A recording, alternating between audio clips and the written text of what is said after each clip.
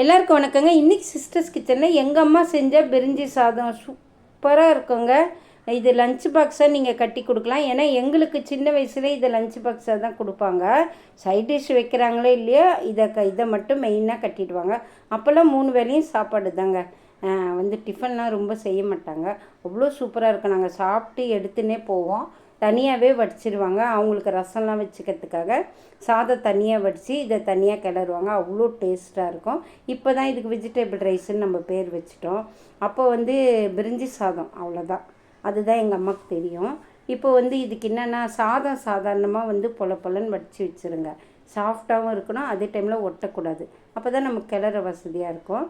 அதுக்கப்புறம் ஒரு குழம்பு கரண்டி வானல் வச்சு ஒரு குழம்பு கரண்டி ஆயில் ஊற்றிட்டு 1 ஸ்பூன் நெய் ஊற்றிட்டு 1 ஸ்பூன் சோம்பு, 2 லவங்கம், 1 ஜாதி பத்திரி, 1 நட்சத்திர சோம்பு, இது எல்லாமே போட்டுக்கோங்க. வேறு என்ன சொன்னேன்னு தெரியல. 3 பட்டை இதெல்லாம் போட்டுக்கோங்க. பொரிஞ்ச உடனே 1 ஸ்பூன் ஃபுல்லாக இஞ்சி பூண்டு பேஸ்ட்டு போட்டுருங்க.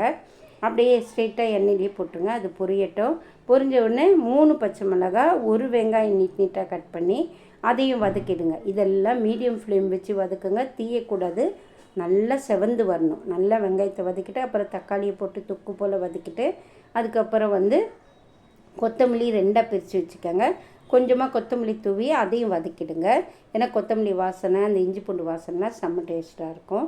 அதுக்கப்புறம் ஒரு 4-5 பீன்ஸு, 1 கேரட்டு, 1 உருளைக்கிழங்கு எல்லாத்தையும் போட்டு, கேரட்டு கொஞ்சம் பெருசாக எடுத்துக்கோங்க, சின்னதாக இருந்தால் 2 எடுத்துக்கோங்க.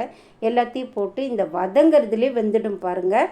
அதுக்கப்புறம் உப்பு 2ஆக டிவைட் பண்ணிக்கோங்க. வெங்காயம் வதக்கும் போது கொஞ்சம் போட்டுக்கோங்க, காய் வதக்கும் போது கொஞ்சம் போட்டுருங்க. 1.5 ஸ்பூன் மிளகாத்தூள் போட்டுருங்க. போட்டு நல்லா பச்சை ஸ்மெல் போகிற வரைக்கும் மூடி நல்லா வதக்கிடுங்க. இதுலேயே 3/4 பாகம் நல்லா வெந்துடுங்க. அதுக்கப்புறம் தண்ணி சும்மா தெளித்து விடுங்க. ரொம்ப தண்ணி விடக்கூடாது. ஏன்னா நம்ம கிளறும் போது உதிரியாக இருக்கணும் சாதம். அதனால் ரொம்ப நம்ம தண்ணி விடக்கூடாது. இப்போ பாருங்கள், வடித்த சாதத்தை நான் ஆற வச்சுட்டேன். இப்போ அந்த பக்கம் காய் சிம் பண்ணி வச்சுருக்கேன். சிம்மிலேயே வச்சா தான் நமக்கு அந்த உருளைக்கிழங்கு வேகும். மெயின் உருளைக்கிழங்கு தான். கேரட் பீன்ஸ் வெந்துடும். இது உருளைக்கிழங்கு தான் கொஞ்சம் வேகணும். அதனால் இப்போ பாருங்கள், உருளைக்கிழங்கு வந்துடுச்சு. 2 பீஸ் தேங்காய் நல்லா நைஸாக அரைச்சி அதை அதில் சேர்த்துருங்க. நீங்கள் சொல்லலாம் குருமா மாதிரி தான் வைக்கிறீங்கன்ட்டு. இல்லைங்க, எங்கள் அம்மா செஞ்சதை நான் செய்கிறேங்க. அவ்வளோ டேஸ்ட்டாக சூப்பராக இருக்கும். எனக்கே அது குருமா மாதிரி தான் தெரியுது. ஆனால் அவங்க செஞ்ச மாதிரி நான் செஞ்சேங்க. பிரிஞ்சி சாதம்னு ஒரு பேர் வச்சு செய்வாங்க. அது அவ்வளோ சூப்பராக இருக்கும்.